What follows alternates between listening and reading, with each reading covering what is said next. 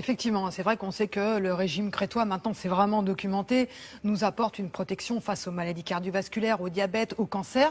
Mais avec l'huile d'olive, qui est l'élément phare quand même de ce régime crétois, on commence à y voir un peu plus clair, à mieux comprendre les mécanismes grâce à une étude qui a été publiée dans une revue d'oncologie qui fait autorité. Eh bien, les scientifiques ont tout simplement mis in vitro des cellules cancéreuses du pancréas, du sein et de la prostate et sont aperçus qu'une molécule présente en quantité dans l'huile d'olive, une molécule de la famille des polyphénols, très antioxydante, eh bien cette molécule était capable de s'attaquer aux cellules cancéreuses en laissant parfaitement intactes les cellules saines.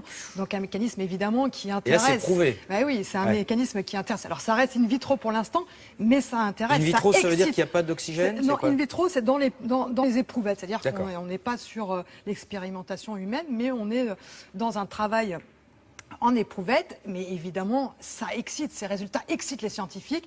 Alors, quels sont les mécanismes et surtout quelles sont les recommandations de consommation de l'huile d'olive pour profiter au maximum de ses bienfaits? Explication d'un chercheur de l'INSERM.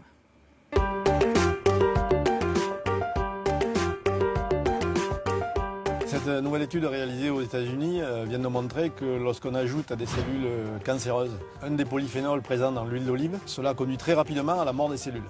La deuxième information apportée par ce travail, c'est qu'ils ont mis en évidence quel était le mécanisme d'action de cette molécule, qui est connue pour être anti-inflammatoire, pour être un antioxydant.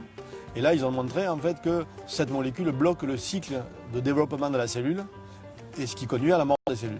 Et, très intéressant, cette molécule n'a aucun effet négatif, par contre, sur des cellules normales.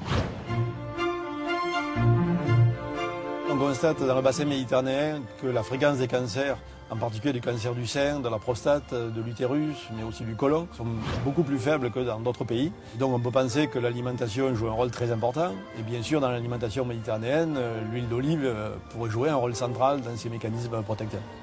L'intérêt de l'huile d'olive ne se limite pas au cancer, puisqu'on sait depuis très longtemps que les populations des pays méditerranéens ont beaucoup moins d'accidents cardiovasculaires que ceux des pays non méditerranéens. Et une étude très récente réalisée en Espagne, chez des gens à risque, vient de montrer qu'après 5 ans, on réduit de 30% le risque d'accident cardiovasculaire si on a une alimentation méditerranéenne enrichie chaque jour par 4 cuillères à soupe d'huile d'olive. En fait, les effets bénéfiques de l'huile d'olive ont été montrés avec de l'huile d'olive vierge extra, c'est-à-dire le jus de fruits. C'est cette huile-là qui est très riche en polyphénols et en antioxydants et qui a des effets très bénéfiques. Lorsqu'on raffine cette huile, on lui fait perdre une partie de ses propriétés. Donc les huiles, disons, de type industriel qui ne sont pas vierges extra sont de moins bonne qualité, moins riches et moins protectrices pour la santé. Donc pour bien utiliser l'huile d'olive, on peut l'utiliser sous forme d'olive, puisque les olives sont très riches en huile. On peut utiliser l'huile crue pour toutes les salades. Et on peut l'utiliser cuite, puisque c'est une huile relativement stable. Mais comme toutes les autres huiles, il ne faut pas la chauffer trop fort, il ne faut pas dépasser 170 degrés pour ne pas altérer ses propriétés.